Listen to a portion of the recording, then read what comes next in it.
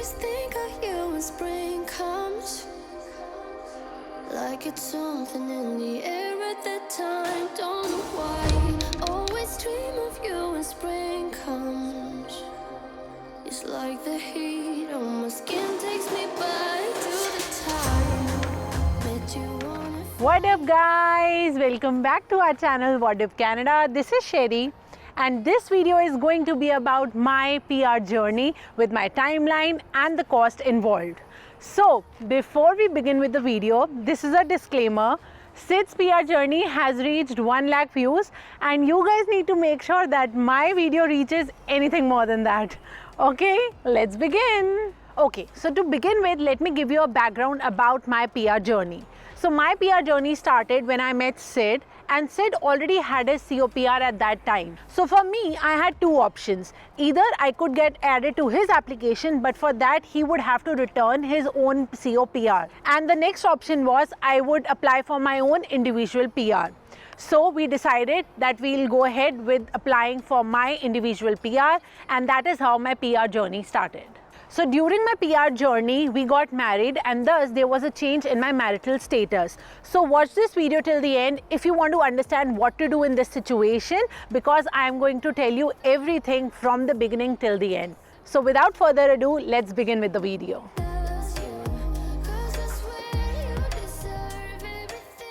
So if you guys would have seen Siddharth's PR journey, he guided me the same thing as he guided you guys in that video.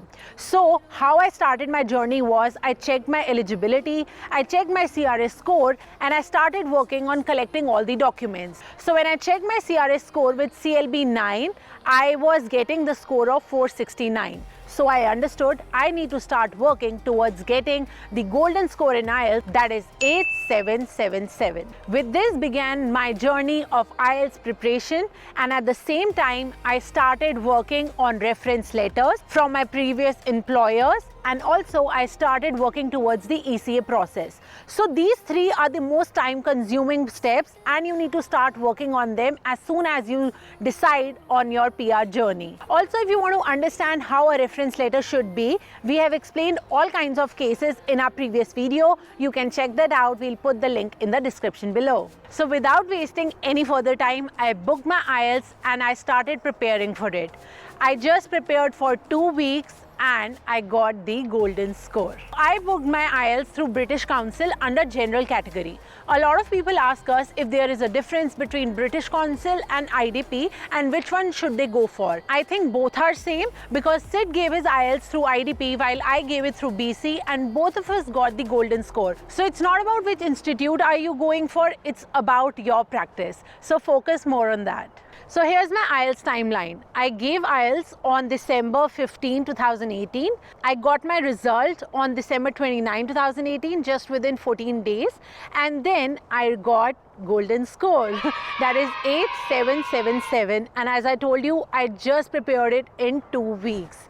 In terms of cost for booking IELTS through British Council is 14,700, while if you book it through IDP, it will cost you 14,000 rupees. Yeah, his baby said that they don't got a future like it burns. So give him something worse to kill his head with, make him forget somehow. Might be that another day she would have wished he stayed, but they're done. Sorry, won't be. So next I created my WES profile for ECA, and the cost for that is 220 Canadian dollars, and in Indian rupees it will be 12,700. So what you need to do for ECA is you need to send your degree as well as your transcript from both your universities. Like in my case, I did graduation as well as post-graduation both from India. So for me, I had to send both the degrees and transcripts to WES. Now here for me it was a delay of more than a month because what happened was my university forgot sending the degree to WES, and that is why there was this whole mess. So I would like to advise you guys, make sure you tell your university that you need to send the transcript as well as the degree to WES so that they don't miss on sending in any documents. So here's the timeline for my ECA evaluation. I created my WES account on December 6, 2018. So here you can note that I created my account much before I gave my IELTS. So you can also do that. Don't wait for your IELTS and other documents to come in. You can start working on the other steps. So yes, I created my account, and then on February 8, 2019, WES received my documents, but then I got that dreaded email which said that one document was missing. And then I had to go back again to my university and I had to request them to send the degree again. It took almost 15 days for them to do so, for me to send it to WES, and eventually there was a gap of 1 month, and that is why the next set of documents were received by them on March 28, 2019.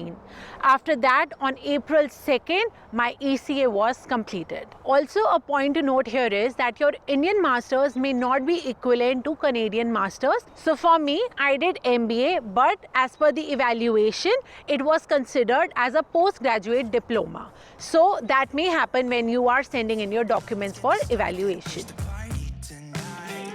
I feel good, nothing weighs me down. I can't believe my luck right now.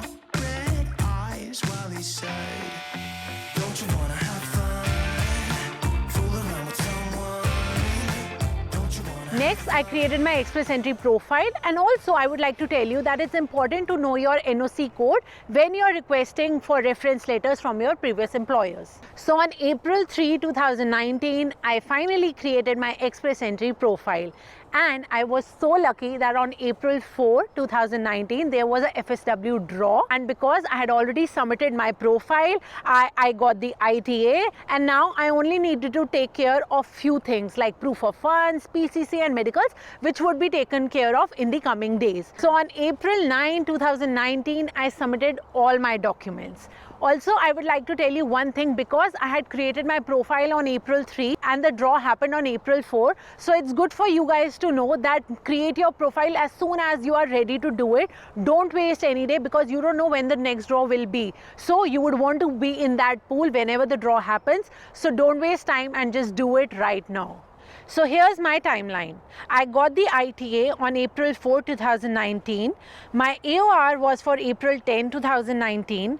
The application fee is $550 and the RPRF fee is $490. Nowadays, the application fee has increased to $825 and the RPRF fee has increased to $500. So I passed my medicals on April 17, 2019.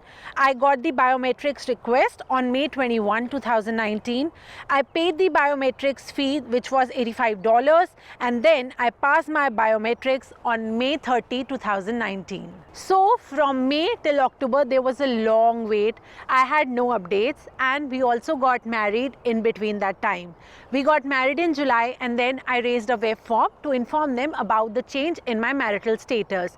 So I want to tell you guys, if you're waiting for your COPR to come, or if you're waiting for any update in your account, I totally understand that. I have gone through that process and it just kills you.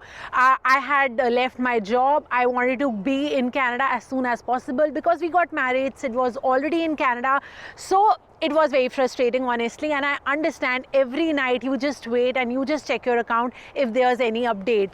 So anyhow, there wasn't any update for me from May till October, but then on October 25, I finally received an ADR request. So ADR request is your additional document request, wherein they ask you to update some supporting documents for whatever you have raised your web form for. So I did that, and then again on October 29th, I got a second additional document request, and then I submitted whatever documents they had asked me for.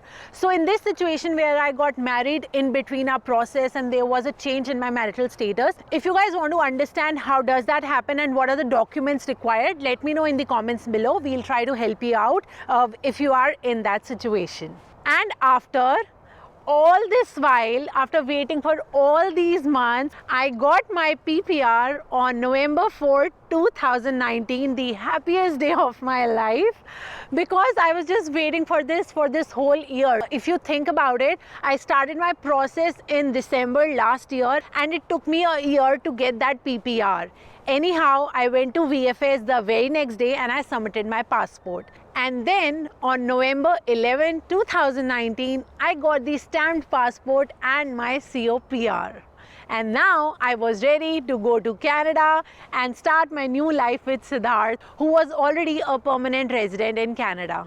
So to talk about the cost of my PR process, it costed me around 1 lakh rupees. But if I have to include the shipment and the transcripts, everything involved, then it was around 1,15,000 rupees.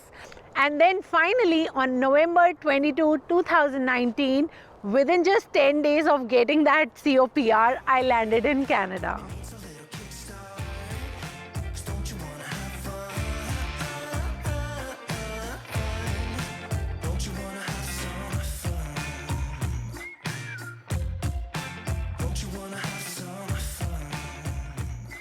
So hope this video helped you guys. If you are working on your Express Entry profile right now, or you are on your PR journey, all the very best to you. We hope to see you guys soon in Canada. So keep that patience, keep working hard towards collecting all your documents, whatever is required, just do it.